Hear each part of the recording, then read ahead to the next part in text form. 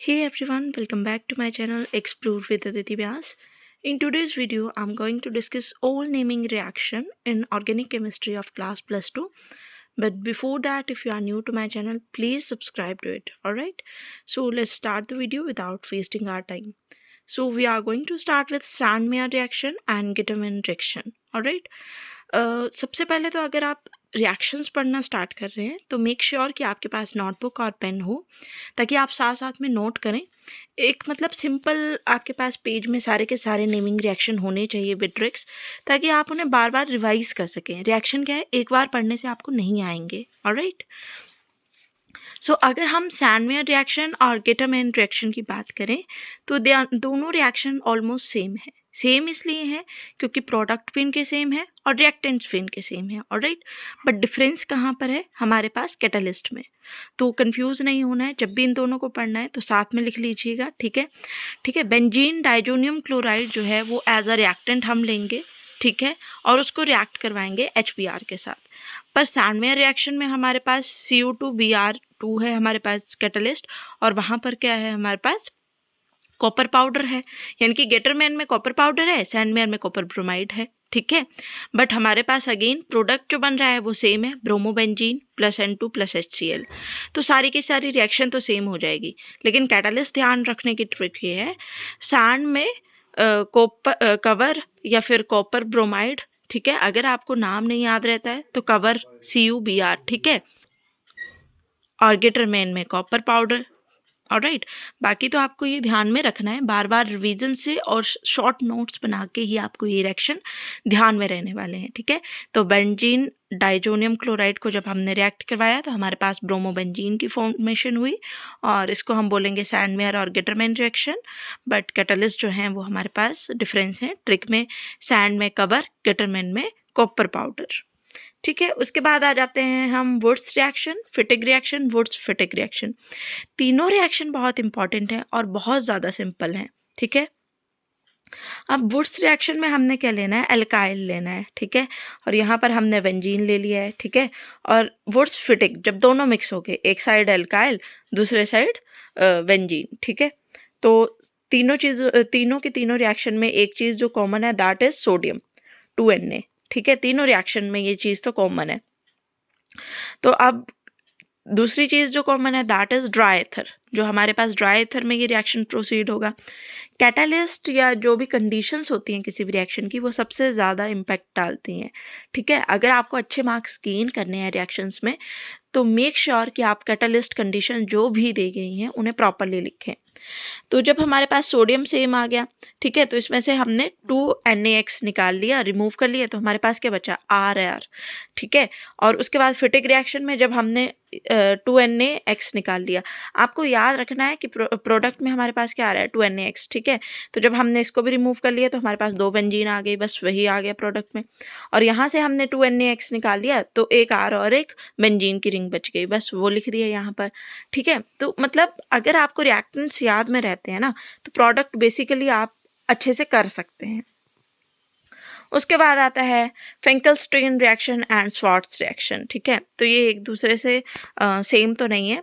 ठीक है, तो फिंकलस्टीन रिएक्शन में हमने ले लिया अगेन एल्काइल हैलाइड ले लिया RX, ठीक है, और NaI। अब ड्राई एसीटोन की कंडीशन देके जब हमने रिएक्शन प्रोसीड करवाया, हेयर हमारे पास X जो है वो क्लोरीन भी हो सकता है, ब्रोमीन भी हो सकता है, कुछ भी हो सकता है। ठीक है, आप इसको डायरेक्ट ऐसे भी लिख सकते हैं, फुल मार्क्स आपको मिल जाएंगे। ठीक है, तो RI आ जाएगा, यानी कि इसकी क्या है, एक्सचेंज हो जाएगा और Na के साथ X चला जाएगा। ठीक है, उसके बाद आ जाता है आपका स्वार्ट्ज रिएक्शन। ठीक है, तो इसकी एक ट्रिक है that is rubbed in AG fire. ठीक है, तो या फिर आप ये बोल लो रबर्ड इन आग फायर।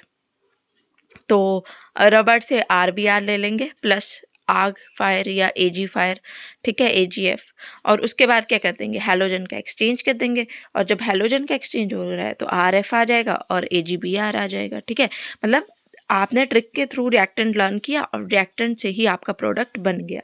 उसके बाद आता है वोल्फ-किर्शनर रिएक्शन। ठीक है, तो इसमें क्या होगा, हमारे पास रिडक्शन होगी, रिडक्शन हो रही है क्योंकि ऑक्सीजन का रिमूवल हो रहा है, और हाइड्रोजन वहाँ पर आ रहा है। कंडीशंस आप ध्यान में रख लेंगे, ठीक है। तो बहुत इजी हो जाते हैं नेमिंग रिएक्शन जब हम इनको एक जगह पर इकट्ठे करके पढ़ते हैं, ठीक है। उसके बाद आ जाता है आपका कॉल्स रिएक्शन और रेमर-टाइमन रिएक्शन। दोनों में अगेन रिएक्टेंट सेम है लेकिन प्रोडक्ट इस बार डिफरेंट है। और प्रोडक्ट डिफरेंट क्यों है? क्योंकि हमारे पास कैटालिस्ट में एक जगह पर क्लोरोफॉर्म है और दूसरी जगह पर कार्बन डाइऑक्साइड है, ठीक है। अगेन बेस और एसिड दोनों में सेम है। तो एक जगह पे हमारे पास क्या है, CO2, ठीक है। तो हमारे पास यहाँ पर सेलिसाइक्लिक एसिड आएगा, यानी कि जो कार्बन है उसके पास क्या है, 2 ऑक्सीजन है। लेकिन नीचे के केस में क्या है, CHCl3 में सेलिसाइक्लिक एल्डिहाइड आएगा, 1 ऑक्सीजन कम आएगा, ठीक है। ध्यान रखना है CO2 में 1 ऑक्सीजन ज़्यादा है तो वहाँ पर 1 ऑक्सीजन H के साथ भी लगाएंगे, और नीचे जो रेमर-टाइमन का रिएक्शन होगा वहाँ पर 1 ऑक्सीजन कम लगाएंगे। ऑलराइट, उसके बाद आता है विलियम सिंथेसिस। ट्रिक है रोना रिएक्शन, RONA, रोना का रिएक्शन करवाना है RX, ठीक है। तो क्या बन जाएगा हमारे पास, R यहाँ आ जाएगा, NaX बन जाएगा उस साइड, ठीक है। तो ये तो सबसे इजी ट्रिक थी कि रोना का रिएक्शन करवाना है, उसे ही हम विलियम सिंथेसिस बोल रहे हैं। देन स्टीफन्स रिएक्शन, ठीक है। ये भी काफ़ी टाइम पूछा जाता है, इसमें हाइड्रोलिसिस करवानी है, ठीक है। और जैसे ही हम हाइड्रोलिसिस करवाएंगे हमारे पास प्रोडक्ट RCHO बन जाएगा। देन ईटर्ड रिएक्शन, ईटर्ड रिएक्शन में हम टोल्यून लेंगे, ठीक है। और हमारे पास जो कैटलिस्ट रहेगा दैट इज़ क्रोमाइल क्लोराइड, ठीक है। और वेंजल हेल्डिहाइड की फॉर्मेशन हो जाएगी।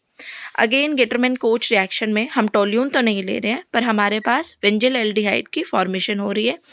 ट्रिक है गेटरमैन कोच की, बंजा कोच, ठीक है। मतलब बेंजीन है, बेंजीन बंजा कोच COHCl, और वेंजल एल्डिहाइड हमारे पास बन जाएगा। वेंजल एल्डिहाइड कोच यानी कि COH, कोच COH, ठीक है। तो ईटर्ड रिएक्शन में ध्यान रखेंगे जो कैटलिस्ट है क्रोमाइल क्लोराइड रहेगा, यहाँ पर COHCl रहेगा। और अगेन बहुत इजी है गेटरमैन कोच रिएक्शन पढ़ना, बंजा कोच बेंजीन लेंगे और उसमें OCH लगा देंगे, बेंजल एल्डिहाइड वो बन जाएगा। देन क्लेमेंसेंस रिडक्शन, रिडक्शन जहाँ भी आती है मतलब रिमूवल ऑफ ऑक्सीजन हो जाता है, ठीक है। तो जिंक और मर्करी की प्रेजेंस में रिमूवल हो गया और हाइड्रोजन आ गया। Then Hell Volhard Zelinsky reaction, HVZ reaction, very very important. इसमें क्या होता है, हम अल्फा पोजीशन से हाइड्रोजन को रिमूव करते हैं, ठीक है, और वहाँ पर ब्रोमीन को प्लेस कर देते हैं, ठीक है।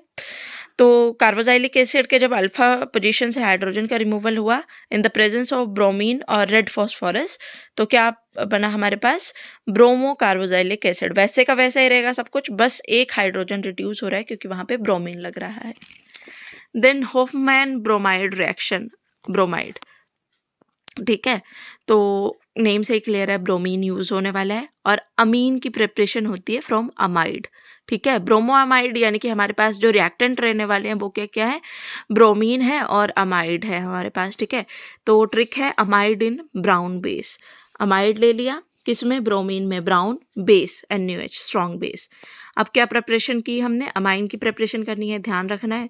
तो अमाइन की प्रिपरेशन होगी इससे, ठीक है। देन कार्बोलामाइन रिएक्शन, तो इसमें क्या होता है हमारे पास हमेशा प्राइमरी अमाइन ही यूज़ होता है, वही इस रिएक्शन को देगा। प्राइमरी अमाइन हम लेंगे क्लोरोफॉर्म और बेस की प्रेजेंस में, तो हमारे पास क्या होगा, अमाइड की प्रिपरेशन हो जाएगी। देन फ्रीडल-क्राफ्ट एल्काइलेशन और एसाइलेशन बहुत इंपॉर्टेंट है दोनों, और जब पेपर की बारी आती है हमेशा बच्चे जो हैं कंफ्यूज हो जाते हैं। एल्काइलेशन यानी कि एल्काइल हैलाइड लेंगे हम, CH3Cl, ओके। और एसाइलेशन यानी कि एसाइल हैलाइड लेंगे, CH3COCl।